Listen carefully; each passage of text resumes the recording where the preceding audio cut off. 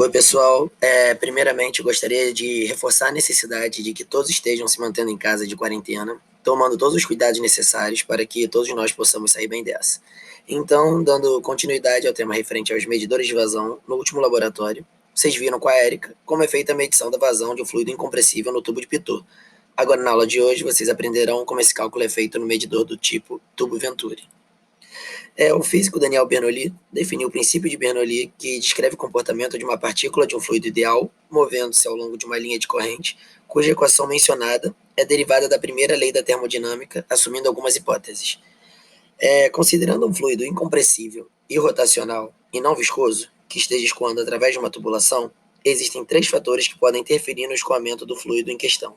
A pressão que age nas extremidades da tubulação, que influencia no valor da energia de fluxo, a variação da área na área da secção transversal da reta da tubulação, que, se caso exista, acarretará variação na velocidade do fluido interferindo diretamente no termo que corresponde à energia cinética, e também uma variação na altura entre uma extremidade e outra que impacta no termo da energia potencial gravitacional.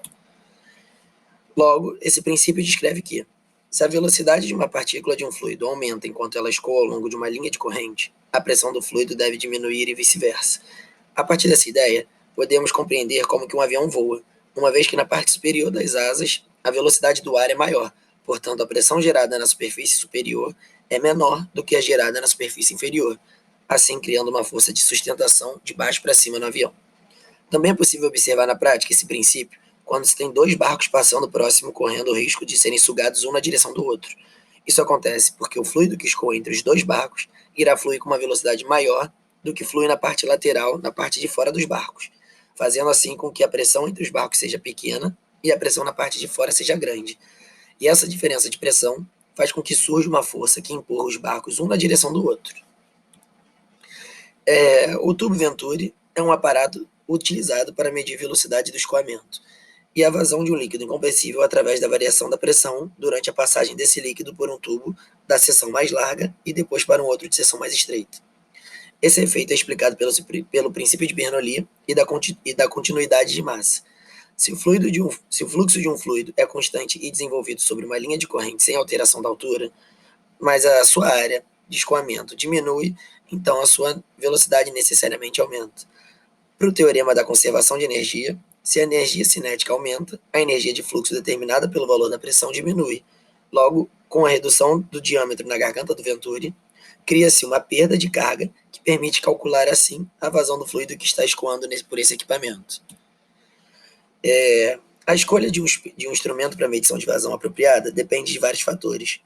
Podemos citar alguns como exatidão de que deseja ser feita a medição, o tipo de fluido a ser medido, seja ele líquido ou gás, se ele está limpo ou sujo, entre algumas condições termodinâmicas, como o nível e a faixa de pressão e temperatura nos quais o medidor deve atuar. A proposta desse trabalho visa obter a curva do coeficiente de descarga de um Venturi em função do número de Reynolds, através do cálculo das vazões teórica e real de um escoamento cujo fluido é a água. A vazão teórica é calculada pela queda de pressão observada através da leitura do desnível em um manômetro do tipo U, onde é possível se ter uma relação da altura de coluna d'água deslocada com a vazão. Já a vazão real foi obtida através da leitura do nível de água em um tanque, onde ela foi despejada, e do tempo cronometrado para atingir esse nível de água desejado. Para iniciar o escoamento, foi aberta uma válvula que controlava a vazão e que permitia a passagem da água por toda a tubulação, pelo medidor da vazão e para que, enfim, chegasse ao tanque, constituindo assim um circuito fechado. Todos os valores obtidos estarão no regime turbulento, pois a válvula, por menos que ela esteja aberta, as vazões sempre serão muito altas.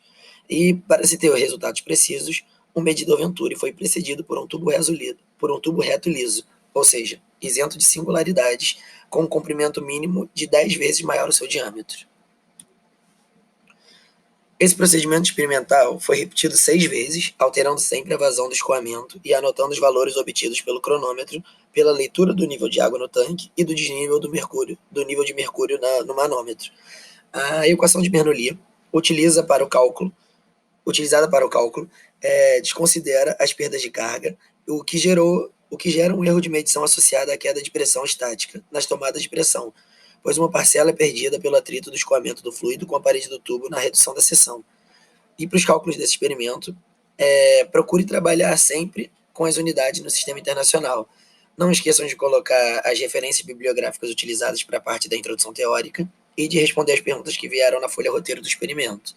Quanto ao gráfico da curva do coeficiente de descarga, ajuste a escala do eixo vertical para trabalhar no range de 0 a 1. Então é isso, pessoal. O experimento que seria realizado seria esse, e visto isso, vocês têm um relatório para ser feito e me entregar em até 15 dias. Caso vocês tenham algum problema ao longo do desenvolvimento desse relatório, vocês podem entrar em contato comigo por e-mail ou WhatsApp. É isso, galera. Obrigado a todos pela atenção e bom trabalho.